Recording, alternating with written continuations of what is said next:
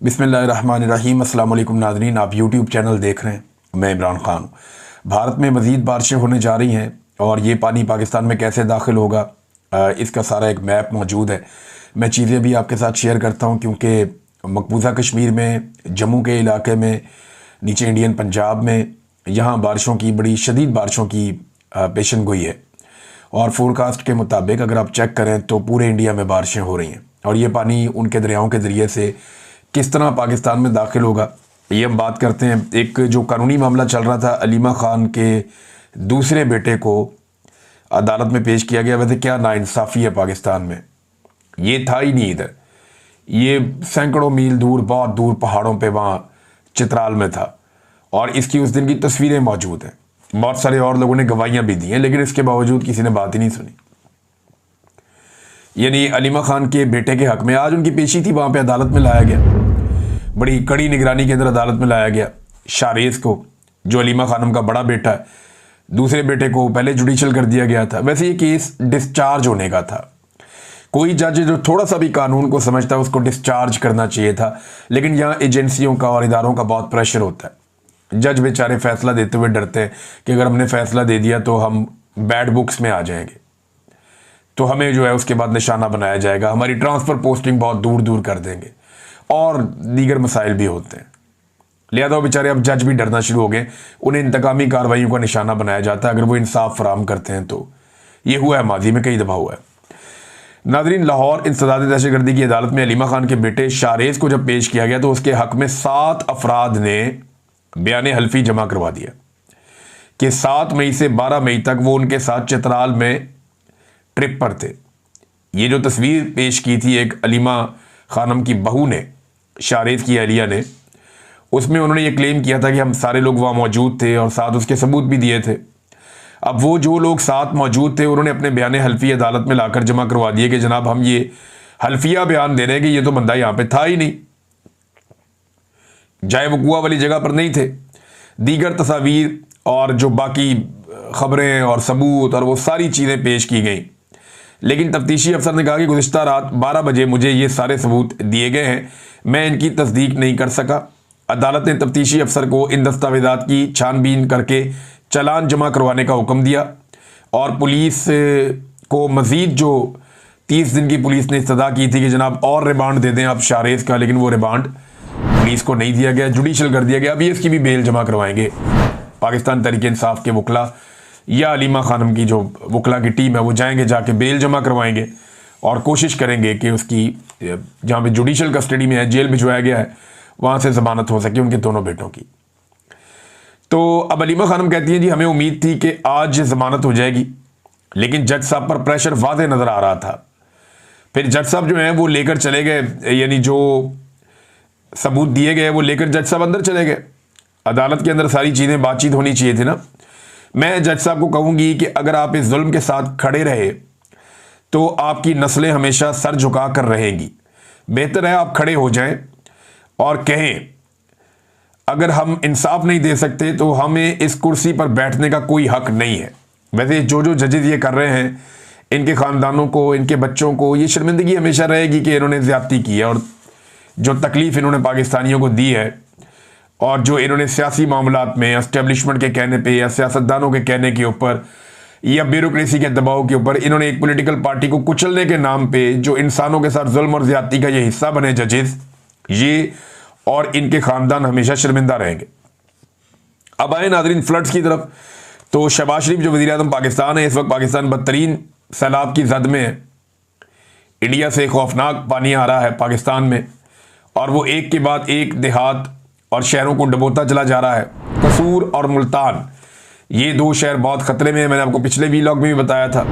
बंद तोड़ तोड़ के कोशिश की जा रही है कि चले फसलें डूब जाएं लेकिन लोगों के घर बच जाएं, घर भी लोगों के नहीं बच रहे।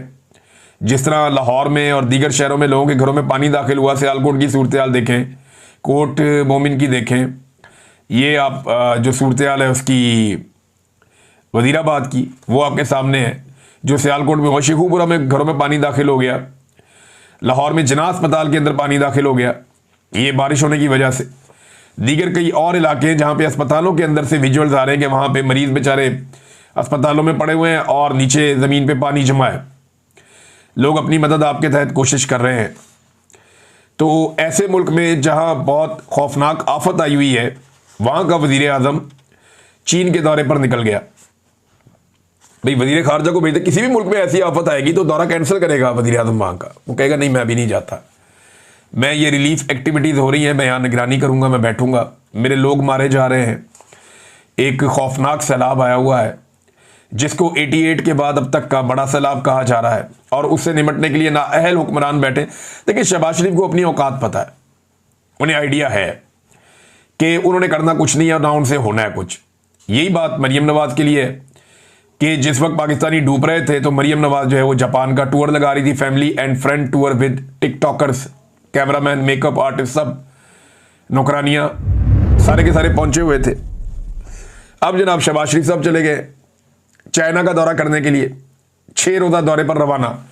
अगली खबर क्या आएगी पहले बताता हूं, क्योंकि मैं इनको बड़ी अच्छी तरह जानता हूं। मैंने आपको पहले बताया था ना कि ये वापस आके हेलीकॉप्टर पे चढ़ेंगे, फिर ये कश्तियों पे चढ़ेंगे, फिर ये अपनी फोटोज लगवाएंगे, फिर ये वीडियोज और टिकटॉक बनवाएंगे, और उसके बाद ये ड्रामेबाजी करेंगे। फिर राशन के थैलों के ऊपर अपने टब्बर की तस्वीरें या अपनी तस्वीरें लगा के ये लोगों को राशन बांटेंगे। उसके बाद अपनी जाती प्रमोशन पे करोड़ों अरबों रुपया खर्च करेंगे, मीडिया में इश्तिहारात लगाए जाएंगे, अपनी प्रमोशन करेंगे, लोगों को नहीं बचाएंगे, और एंड में ये सलाबतगान की इमदाद खा जाएंगे जो बाहर से आएगी। हर दफा ये सलाबतगान की इमदाद खा जाते हैं, और इतना भी खाई है इन्होंने। 2022 की इमदाद कहां लगी लोगों के ऊपर? कोई नहीं लगी। जो पैसा प्लज हुआ था आलमी सतह पे, जिसके बड़े बड़े दावे किए जा रहे थे, वो पैसा तो आवाम पे नहीं लगा। तो अब कोई आपको पैसा क्यों देगा जब आपने पिछली मर्तबा जो पैसा आपको दिया गया था वो आवाम पर लगाकर रिपोर्टें वापस जमा नहीं करवाई? इन्हें लगा कि शायद आइंदा कभी जरूरत ही नहीं पड़ेगी मदद की, या फ्लड आएगा ही नहीं, तो खा जाओ ये पैसा। ये तो आज के अंदर जीते हैं, इन्हें लगता है कि पाकिस्तान छोड़ के भाग जाएंगे, सारा पैसा इन्होंने खा जाना है। जो एशियन डेवलपमेंट बैंक ने पैसा दिया था पाकिस्तान को लगाने के लिए, पाकिस्तान पे ये मिलियंस ऑफ डॉलर्स थे, तो जो पैसा एशियन डेवलपमेंट बैंक ने दिया था, बजाय वो पैसा पाकिस्तानियों पे खर्च करके रिपोर्ट दी जाती, उस पैसे से यानी उसका एक हिस्सा जो है उससे सामान खरीद के वो रख लिया गया और तुर्की और शाम भिजवा दिया गया बाद में अपने नंबर टांगने के लिए। तो पाकिस्तानियों से ज्यादा इनको दूसरे अजीज हैं। पाकिस्तानियों को बेयारो मददगार छोड़ दिया, उनके घर भी तामीर नहीं किए, उनको कंपनसेट भी नहीं किया, उन्हें सहूलतें भी नहीं दी, जबकि बाहर अपने ताल्लुकात, और वो भी जाती नौयत के ताल्लुकात बनाने में ये खानदान मसरूफ रहता है। अब करेंगे क्या, ये मैं आपको बताता हूँ, कि पहले भी आपको बताया था वही हुआ, अब भी वही करेंगे। अब शहबाज शरीफ के बारे में खबर आएगी थोड़ी देर के बाद, और ये मुमकिन है कि ये खबर आए कि वो कहा जाएगा कि जनाब पाकिस्तान में सैलाब के पेश नज़र वजीर आज़म अपना दौरा मुख्तसर करके वतन वापस रवाना। तो उसको अब स्पाइडरमैन बनाया जाएगा, हीरो बनाया जाएगा कि जनाब सुपरमैन है, वापस आ रहा है, पानी निकालेगा, ये करेगा, वो करेगा। और भाई जाने की ज़रूरत क्या है? इस वक्त आप एक बात कर सकते हैं चीन के साथ, उन्हें आप कह सकते हैं कि जी हमारे मुल्क में फ्लड्स आए हुए, सूरत ठीक नहीं है, ये दौरा नहीं बनता, हम बाद में आते हैं, रीस्केड्यूल करते हैं इसको। लेकिन वो चले गए हैं, और ये मुझे पता है कि वो एक आधा दिन पहले आके ना, एक आधा दिन जल्दी आके वो कहेंगे जी वजीर आज़म ने कुर्बानी दी है कौम के लिए, और एक दिन पहले आके उन्होंने बड़ा काम किया है, या 2 दिन पहले या 1 दिन पहले दौरा मुख्तसर करके वजीर आज़म पाकिस्तान हंगामी तौर पर पाकिस्तान वापस पहुंच गए। पाकिस्तान एयरफोर्स के तैयारे को ना इस खानदान ने चिंची रिक्शा बनाया हुआ है, एक उतरता है दूसरी चढ़ जाती है, वो उतरती है फिर दूसरा चढ़ जाता है। तो चिंची रिक्शा बना के रख दिया पाकिस्तान एयरफोर्स के तैयारे को इन्होंने। ये गरीब मुल्क है, ये तैयारा लेकर अपना टब्बर लेके ये पहुंच जाते हैं जहां इनका दिल करता है, और वहां जाके ये अय्याशियां करते हैं। अब एक अजीबोगरीब चीज सामने आई इनकी जानिब से, 2 चीजें हैं। एक वो कहते हैं जी जो लोग गए उन्होंने अपने टिकट खरीदे, तो हसन निसार साहब ने बड़ा ठीक सवाल उठाया कि ये एयरफोर्स कब से अपने टिकट बेचना शुरू हो गई? पाकिस्तान एयरफोर्स जिसने अभी भारतीय तैयारों को धूल चटाई है, उनका बड़ा नाम है, तो क्या उन्होंने कमर्शियल एक्टिविटीज शुरू कर दी है और टिकट बेचना शुरू कर दिए हैं कि टिकट खरीदे थे लोगों ने जो बैठ के इस तैयारे में गए थे? वजीर आज़म के मुशीर की हालत देखेंगे, नेशनल टेलीविजन पे बैठ के वो क्या कह रहा है? वो कह रहा है जी देखे ना, इंतजामिया के और हुकूमत के लोग थे 14-15, तो बाकी सीटें तो खाली जानी थी ना, तो जहाज की जो खाली सीटें जानी थी अगर उनमें लोग चले गए तो क्या हुआ? फिटे मुंह ताड़ी सोचते होते भाई। इस तरह तो पीआईए को भी चाहिए कि जो टिकटें उनकी ना बिके, जो खाली रह जाए, उसमें मुफ्त में लोगों को बिठाएं और बिठा के ले जाए। ये क्या तौजीह दी है भाई? अगर लोग कम थे आप कमर्शियल तैयारे पे जा सकते थे, आप कोई और परवाज़ इस्तेमाल कर सकते थे, लेकिन यहाँ पे क्योंकि अय्याशी इस खानदान की घुट्टी में पड़ी है और ये माले मुफ्त दिले बेरहम, यानी इन्हें ये लगता है कि ये जो कौम का पैसा है इसको जहाँ मर्जी लुटाया जाए, जहाँ मर्जी उड़ाया जाए और इन्हें कोई फ़र्क नहीं पड़ेगा। और हालत इनकी क्या है ये देखें, दो तस्वीरें आपको मैं दिखाता हूँ। ये दो तस्वीरें सोशल मीडिया पे बहुत ज़्यादा वायरल हैं और ये तस्वीरें खिंचवाने का मकसद भी शायद यही था कि ये वायरल होनी। एक तस्वीर आप देखें, ये इसमें आपको नज़र आएगा अलीम खान और साथ आपको ये दो सूबाई वजीर, टिकटॉकर हुकूमत की दो रूहे रवां, ये आप तीन लोगों को देखें। ये सैलाब के पानी को देखकर खुश हो रहे हैं। ये तस्वीर जो है वो अक्कासी कर रही है कि हुक्मरान और अवाम इनमें फासला कितना ज़्यादा है, ये एक दूसरे से कितने दूर हैं अवाम और हुक्मरान। हुक्मरान जो है उनका दाव लग गया है, उन्हें मिलिट्री एस्टेब्लिशमेंट ने लाकर जाली हुकूमत दे दी है और अब वो खुश है कि अवाम ने हमें वोट नहीं ना दिया। इनके साथ यही होना चाहिए, इनको डूबना चाहिए। और ये खुशियां इनके चेहरे पे आपको नजर आ रही हैं। तमकनत देखें, खुशी देखें, मुसर्रत देखें इनके चेहरों के ऊपर। और पीछे खड़े हुए जितने लोग हैं उनमें से किसी के चेहरे पे आपको ये वाली फिरौनियत नजर नहीं आएगी। हालांकि वो इनके साथ ही आए हुए हैं, लेकिन बाकी लोगों के चेहरों पे संजीदगी है, लेकिन इनके चेहरों पे जो खुशी है वो दीदनी है, वो आपको दिखाई दे रही है। तो ये तस्वीर मौजूदा रजीम की पूरी पिक्चर पेश करी। आर्मी चीफ को बुलाया, वो फ्लड के मुआयने के लिए गए, उनके लिए भी कारपेट बिछा हुआ था। वजीर कानून साहब गए, उनके लिए भी कारपेट बिछा हुआ था। यानी ये सैलाब के मुतासरीन के लिए भी जहां जा रहे हैं वहां इनको कारपेट बिछा बिछा के इनके इस्तकबालिये दिए जा रहे हैं। ये जनाब सैलाब मुतासरीन की मदद करेंगे। दूसरा, ये एक और तस्वीर देखें आप। ये एक साहब आपको नजर आ रहे हैं, पैंट, टाई, कोट, सर के ऊपर एक टोपी पहनी हुई है जबरदस्त किस्म की, और हाथों में इन्होंने एक ट्रंक उठाया हुआ है।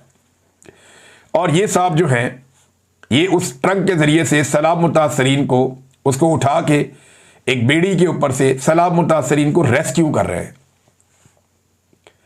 है कोई ड्रामेबाजी इससे बड़ी? ये बंदा कौन है पहले आप ये देख लें। ये मुजफ्फरगढ़ का डीसी है मुबैना तौर पे, जो सोशल मीडिया पे इसके बारे में इतला है। मैं ज़ाती तौर पे इसको नहीं जानता, लेकिन ये मुजफ्फरगढ़ का डीसी है। और इसके आसपास जो वीडियो बनाने वाले लोग हैं ना, जिनके हाथों में मोबाइल और कैमरे नजर आ रहे हैं, वो तकरीबन 7 लोग तो इस तस्वीर में नजर आ रहे हैं जो इसकी वीडियो बना रहे हैं। और ये बंदा एक ड्रेस शूज पहन के, पेंट कोट पहन के, और इसको एक माइक भी लगा हुआ है। अगर आप गौर से देखें तो पाकिस्तान के झंडे के नीचे इसके सीने पे एक माइक भी लगा हुआ है, और जबरदस्त किस्म का महंगा चश्मा और घड़ी पहन के ये बंदा सैलाब मुतासरीन की मदद के लिए निकला है।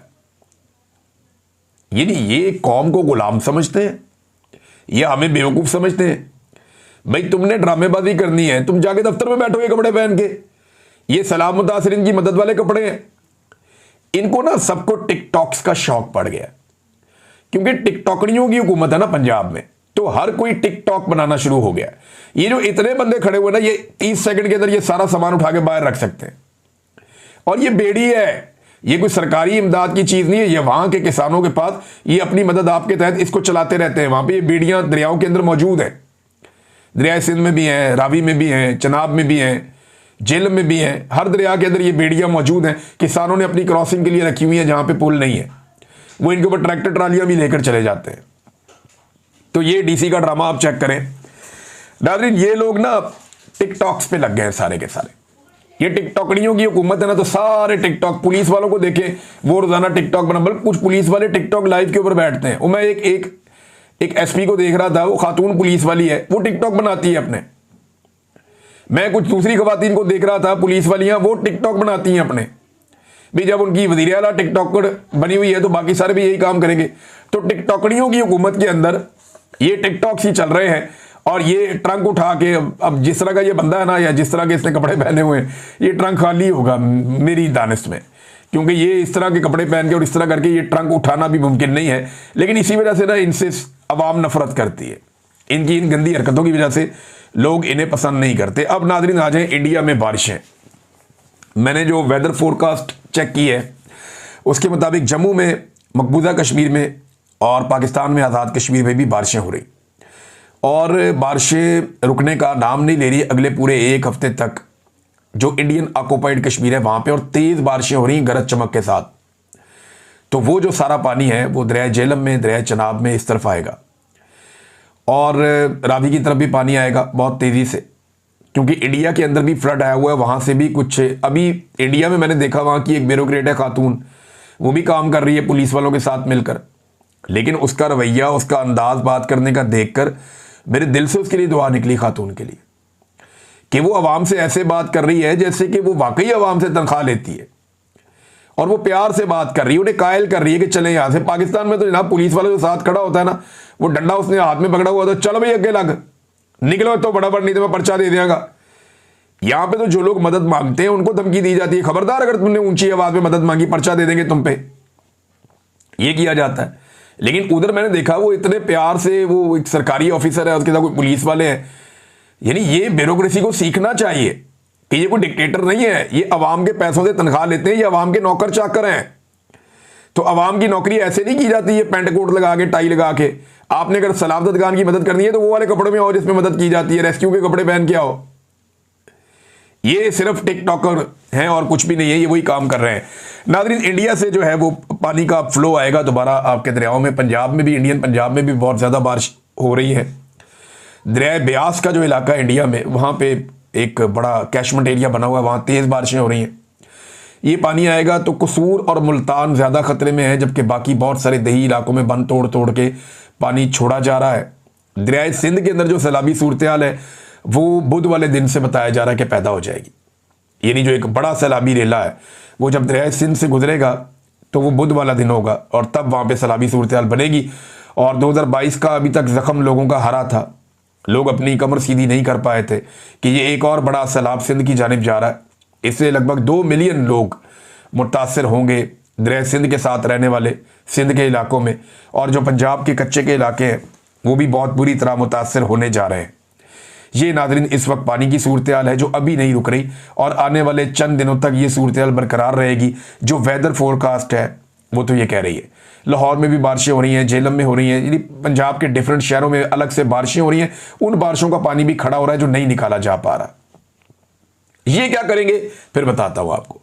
सैलाब का एक फिनोमेना जब आता है ना तो सैलाब का पानी उतर जाता है वक्त के साथ साथ, यानी ये समंदर में जाके गिरना है ना अल्टीमेटली। ये पानी जब गुजर जाएगा, अपने डैम्स तो बनाए नहीं जो हम सेव कर लेंगे, तो ये पानी गुजर जाएगा और गुजर के समंदर में चला जाएगा। फिर होगा ये कि चंद जगहों का इंतखाब किया जाएगा, वहां पे मेकअप किया जाएगा सड़कों को टिकटॉक करके, कुछ जगहों पे टिप टॉप, और फिर ये टिकटॉक बनाने के लिए पहुंच जाएंगे और ये 5 जगहों पे वीडियोस और तस्वीर जारी करके बताएंगे कि मरियम नवाज ने कमाल कर दिया थे, चंडे गाड़ते तो ये तो वो। लेकिन गरीब आदमी अपनी जिंदगी जीरो से शुरू करेगा। किसान जो बर्बाद हो गया था, इन्होंने गंदम में किसान को बहुत मारा। दुनिया का कोई कारोबार नहीं है जिसमें 2 महीने में पैसा डबल हो जाए। इतना तो डबल शाह भी नहीं करता था, ये डबल शाह हुकूमत है। इन्होंने जो किया किसान के साथ, उनसे गंदम खरीदी 1800 2000 फी मन, और आज उसकी कीमत पहुंचा दी है 3500 रुपए तक, और ये और ऊपर जाएगी क्योंकि गंदम के जखीरे भी तबाह हो रहे हैं। किसान के घर से दाने निकल गए हैं। अगली मरतबा गंदम लगाने के उसके पास पैसे नहीं है, और गंदम लगाने की तैयारी वो कैसे करेगा। सैलाब खड़ा हुआ है बहुत सारी जगहों पे। 2022 में जो सूरत हाल बनी थी, ये सूरत हाल उसी तरफ जा रही है। लेकिन आपके वज़ीर आज़म को सैर करने का शौक है, वो निकल गए।